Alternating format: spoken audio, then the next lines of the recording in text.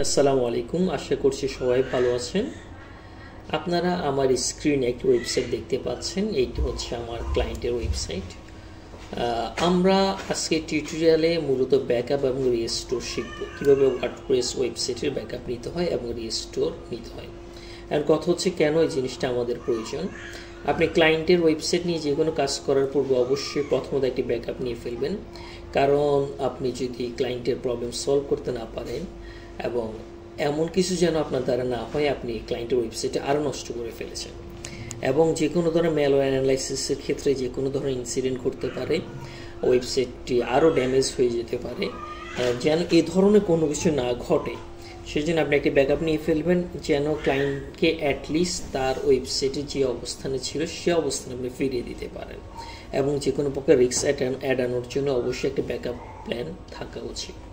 চলুন, যে কোনো ওয়েবসাইটের ব্যাকআপ নেওয়ার জন্য প্রথমত আমাদেরকে যেটি করতে হবে সেটি হচ্ছে ওয়েবসাইটের হোস্টিং প্যানেলে অর্থাৎ সি প্যানেলে আমাদেরকে যেতে হবে। তাহলে আমরা আমাদের সি প্যানেলে চলে যাচ্ছি।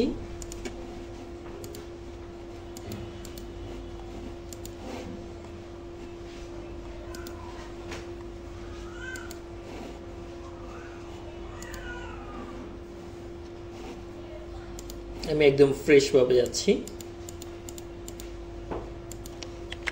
প্রথমত হোস্টিং প্রোভাইডার ওয়েবসাইটে যেতে হবে, আপনাকে আপনার ক্রেডেনশিয়াল দিয়ে লগ ইন করতে হবে। অলরেডি লগ ইন করে ফেলেছি। এরপর হচ্ছে সার্ভিস থেকে অ্যাক্টিভ থেকে আপনি এখানে লগ ইন টু সি প্যানেলে চলে আসবেন। Log in to C panel আসার পরে প্রথমত আমরা যাব ফাইল ম্যানেজার থেকে আপনারা এখানে পাবলিক HTML দেখতে পাবেন। পাবলিক HTML হচ্ছে এখানে ওয়ার্ডপ্রেসের থিম, কন্টেন্ট এবং প্লাগইন রিলেটেড সমস্ত ডিটেলস এখানে থাকে। তিনটি জিনিস দ্বারা পাবলিক HTML গঠিত: ওয়ার্ডপ্রেস অ্যাডমিন, কন্টেন্ট এবং ওয়ার্ডপ্রেস ইনক্লুড। ওকে, আমরা এখান থেকে সবগুলোকে সিলেক্ট করব, সিলেক্ট অল, এবং সবগুলোকে সিলেক্ট করে আমরা রাইট ক্লিক করে এখান থেকে একটি কপি নিব।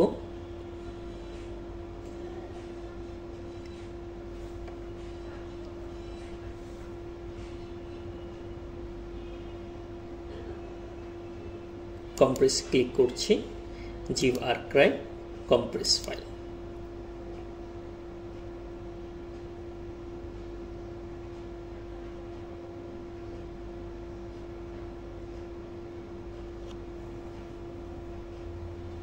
একটি ওয়েবসাইট অনেক প্রসেসে ব্যাকআপ নেওয়া যায়। আমরা একদম র প্রসেসটি দেখছি কোনো প্লাগইন ইনস্টল না করে আমরা এই ধরনের কাজ করব। ওকে, এরপরে এখান থেকে এইটি একটি জিপ ফাইল তৈরি হবে। একটু খেয়াল করুন, একটু আগে এইটি অর্থাৎ কম্প্রেস করা এই ফাইলটি তৈরি হলো। রাইট ক্লিক করে আমরা এটিকে ডাউনলোড করে ফেলব।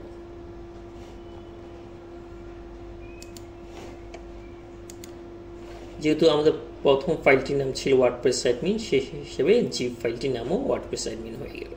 আপনি এটা কপি করে ফেলেন। এরপর আপনাকে আরেকটি কাজ করবেন, ওয়ার্ডপ্রেস config.php থেকে রাইট ক্লিক করে ভিউতে আসবেন। এখান থেকে আপনি ডেটাবেস, ইউজারের নাম, পাসওয়ার্ড এবং ডিটেলসটি একটু কপি করে নেবেন। এটি আমাদের লাগবে।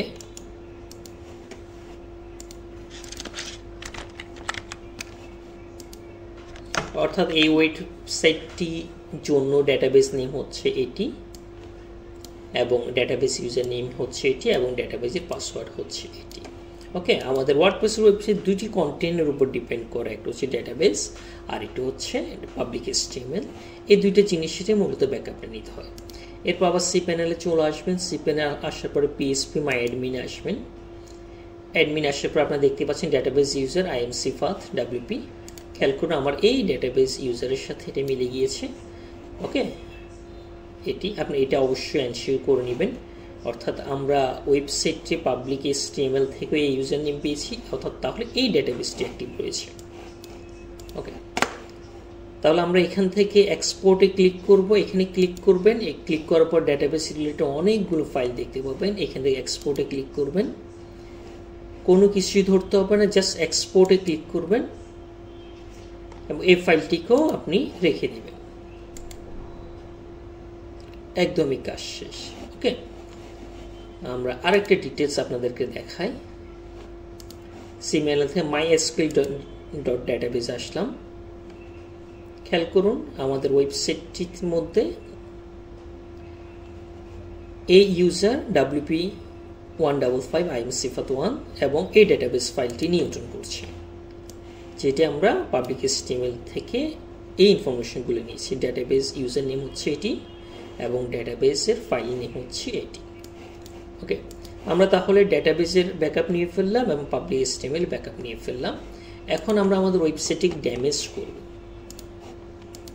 ড্যামেজ করে এরপর আমরা ওয়েবসাইটটিকে আবার রিস্টোর করে দেখাবো যে ব্যাকআপ থেকে কীভাবে রিস্টোর নিতে। এখন মনে করুন আপনি ক্লায়েন্টের ওয়েবসাইটে যে কোনো ধরনের কাজ করছেন, পেনিট্রেশন করছেন, যে ম্যালওয়্যার অ্যানালাইসিস করছেন, আপনার দ্বারা যেন কোনো প্রকার ক্ষতি না হয় ক্লায়েন্টের ওয়েবসাইট, সেক্ষেত্রে আপনি যেন আবার ব্যাকআপ থেকে রিস্টোর করে দিতে পারেন।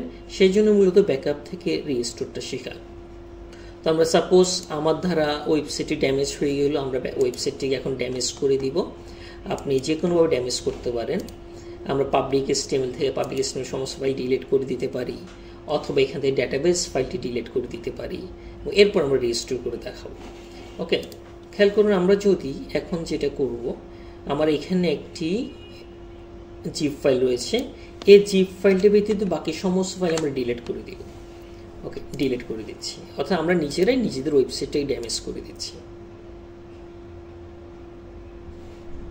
এবং এই ফাইলটি সমস্ত ফাইলটিকে ড্যামেজ করে দিচ্ছি, ডিলিট।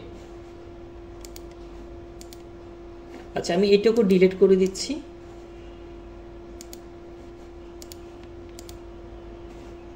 এখন খেয়াল করুন আমার ওয়েবসাইটটি আর লোড নিচ্ছে না। index.imsifat.com ওয়েবসাইটটি আর কি হবে না, আসবে না। আমরা তাহলে ব্যাকআপ থেকে এখন রেজিস্টার করে দিতে পারি, আপলোড দিয়ে দিব। আমরা যে ব্যাকআপ ফাইলটি নিয়েছিলাম, সিলেক্ট ফাইল, ডাউনলোডস, wp-admin.zip।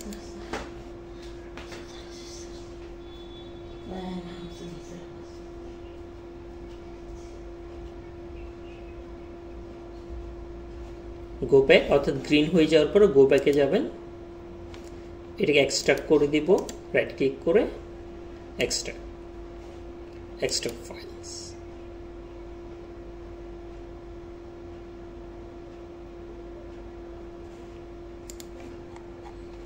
আমার ওয়েবসাইট এখন লাইভ হয়ে যাবে, imsifat.com। এন্টার প্রেস করে দিচ্ছি। দেখতে পাচ্ছেন ওয়েবসাইট আবার কি হয়ে গেল, লাইভ হয়ে গেল। অর্থাৎ এইভাবে আপনারা ব্যাকআপ থেকে রিস্টোর করতে পারেন। অর্থাৎ আমরা এখানে শুধুমাত্র পাবলিক HTML ডিলিট করে আমার ডাউনলোডকৃত প্রিভিয়াসলি ব্যাকআপ থেকে রিস্টোর করে দিয়েছি। যদি কোনো কারণে ব্যাপারটা এর ধরনের হতো, আপনার SQL ফাইল ড্যামেজ হয়ে যেত, আমরা এখন SQL ফাইলটাকে ডিলিট করে দিই, ড্যামেজ করে দিই। MySQL database। ওকে, এখান থেকে মনে করুন আপনার SQL ফাইলটি কোনো কারণে ডিলিট হয়ে গিয়েছে।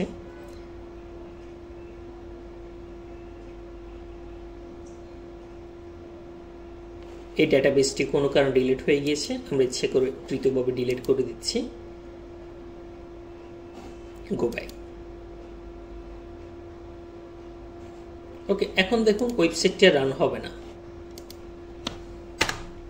দেখছেন এরর এস্টাবলিশিং এ ডেটাবেস কানেকশন। যেহেতু আমার ডেটাবেসে নাই, সেহেতু ডেটাবেস থেকে ইনফরমেশন সে পাচ্ছে না, যার কারণে ওয়েবসাইটটি কি হচ্ছে না, রান হচ্ছে না। আমরা অলরেডি ডেটাবেসে একটা ব্যাকআপ নিয়ে রেখেছিলাম না, তা আমরা সেটা থেকে রেজিস্টার করে দেব। তাহলে আপনাকে আবার আসতে হবে কোথায়, PHP my admin। খেয়াল করুন এখানে ওই ইউজারটি আমাদেরকে প্রথমে আনতে হবে, ইউজার আনার পর আপলোড করতে হবে। তাহলে আমরা চলে যাব কোথায়, এখান থেকে একটু ব্যাকে আসি, সি প্যানেলে আসি, আমার ইউজার আছে কিনা সেটা দেখব। একটু রিফ্রেশ দিয়ে দিচ্ছি।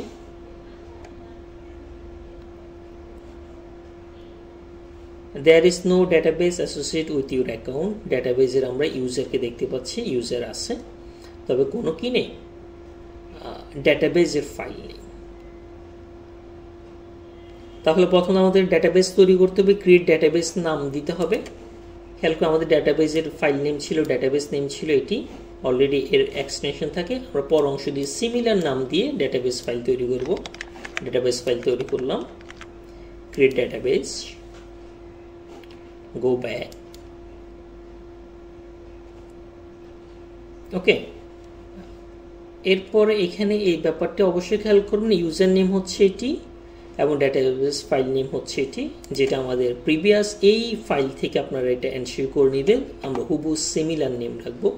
ডাটাবেস নেম হচ্ছে এটি, ইউজার নেম হচ্ছে এটি, ওকে। অ্যাড থেকে এখানে যেটি করতে হবে, প্রিভিলেজ দিয়ে দিতে হবে। প্রিভিলেজ মানে হচ্ছে সমস্ত অ্যাক্সেস এই ইউজারকে দিয়ে দিতে হবে এই ডাটাবেসের। এখনো কিন্তু আমার ওয়েবসাইটটি রান হবে না, যেহেতু আমরা ডাটাবেস ফাইলকে এখনো কি করিনি, এনশিওর আপ করিনি। খেয়াল করে আমরা যখন শুধু ওয়েবসাইটটি খুঁজছি, এখনো ওয়েবসাইটটি রান হয়নি। এখন আমাদের যেটি করতে হবে সেটি হচ্ছে আবার সি প্যানেলে যাব, সি প্যানেল থেকে পিএসপি মাই অ্যাডমিনে আসবো। এ দেখুন ইউজার চলে এসেছে, ডাটাবেস ইউজার। আবার মিলিয়ে দেখবেন। আমরা এখন যেটা করব, এখান থেকে এটাকে ক্লিক করে, যেহেতু এর সমস্ত এসকিউএল ফাইল ডিলিট হয়ে গিয়েছে, ইম্পোর্ট করব সেটিকে। এটি ক্লিক করার পর আপনি ইম্পোর্ট বাটনে ক্লিক করবেন। ইম্পোর্ট দিয়ে চুজ ফাইল দিবেন, চুজ ফাইল থেকে এই এসকিউএল ফাইলটিকে দেখিয়ে দিবেন এবং ইম্পোর্ট বাটনে ক্লিক করবেন।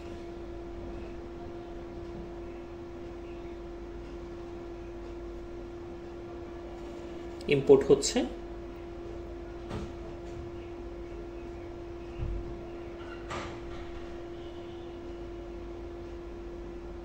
ইম্পোর্ট কমপ্লিট হলেই কাজ শেষ।